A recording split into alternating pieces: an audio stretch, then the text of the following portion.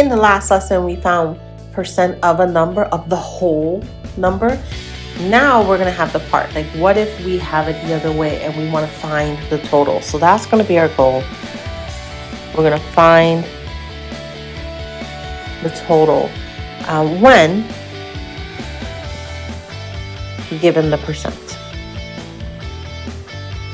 I want you to watch how I go through this problem and look at how different it sounds than the last one. Lynn's family has completed 70% of the trip. They have traveled 35 miles. How far is the trip?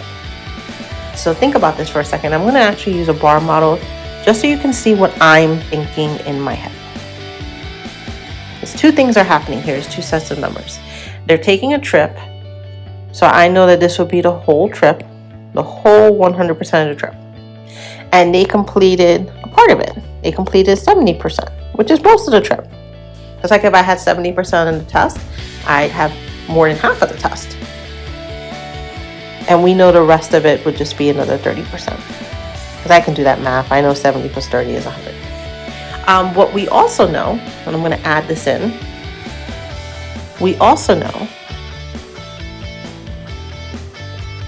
that 70% is the same as if they went 35 miles.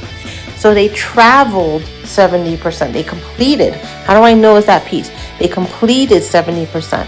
So I know they only traveled 35%. I know that these two amounts are the same. That 70% of the trip is 35 miles. Those two are the same. What I want to know is how much is the whole trip? What would the whole thing be?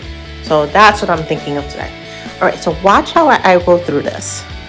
I am going to use math because I love math.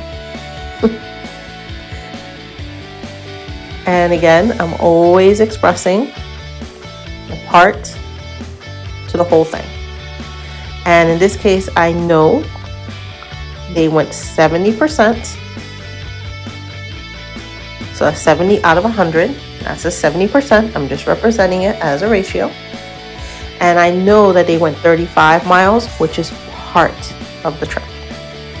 I just don't know what this number is down here. Again, we can make some decisions because we know we are going to have to cross multiply here. So I'm going to make a choice and decide, can I simplify 70 out of 100? I can. I can simplify this to 7 out of 10. All right, so just so you can see all I did, 70 out of 100, I simplified it. The greatest common factor was 10 to 7 out of 10. Now, why am I doing that? Math Mom, just think for a second. Which would you rather multiply with? Would you rather multiply and then divide with already, in this case, 35 times 10, it's already 350. If I had kept it 100, it would have been 3,500. I would be working with bigger numbers. I'm choosing to work with friendlier numbers that are still equivalent. These are simpler numbers for me to work with. So I'm going to work with them. So let's write down our numbers. So I have 7 times the number is equal to 350. Let's express it as a division sentence. 350 divided by 7 gives us that number. Think if you can do this in your head. If you can't, that's okay. Just do your division. We know that 7 goes into 35 5 times. Now remember, there must be 3 digits in your quotient because there are 3 digits in your dividend. So 50. N is equal to 50 miles. And here is your answer. And that's also the answer that makes the first sense. I didn't do all the elimination because this is a new skill that I wanted you to see. But this is a case where we can actually use math to represent the numbers.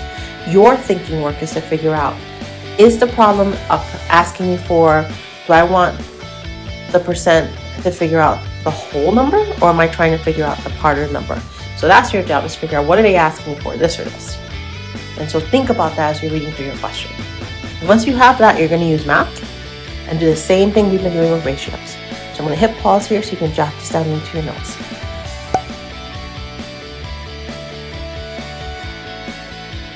All right, let's do one more together. And we're still practicing, so let's read through this problem. An ice cream shop sold 48 vanilla milkshakes in a day, which was 40% of the total number of milkshakes sold that day. What is the total number of milkshakes? So that's what we're trying to figure out. What is the total? So we're going to figure that part here. Let's start using math again. Make that slightly bigger. So we have part and whole. So we have 40%, which is the same as 40 out of 100. Think for a minute. Can you simplify this? Can I simplify 40 out of 100? Yes, we can. We can simplify by 10 over 10, which will give us 4 out of 10. I can simplify this even more, math marvels, simplify it by 2, and I get 2/5. I would rather work with 2/5. So let's put this in. And I'm going to keep that on the bottom because I want to make sure that anybody who's like, where did she get 2/5 from? They can see I just simplified and put it here.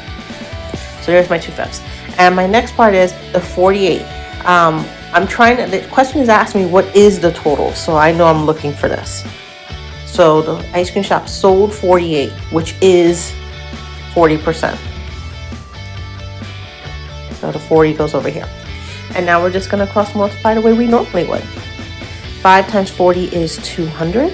2 times a number is 2 times a number. So that's 2 times a number equals 200. Turn it to a division sentence. 200 divided by 2 is a number, and we can do that in our heads. The number is equal to 100. And 100 what in this question? 100 milkshakes. All our thinking is so visible, so beautiful. I love it. And here is our answer. Boom. So hit pause, Math Marvel, so you can jot this down. And hopefully this is making sense. Keep using math and want to organize your numbers, but also use your mind. Really make sure you're thinking about what are they asking for. Are they asking us, is the unknown the part or the whole in the situation?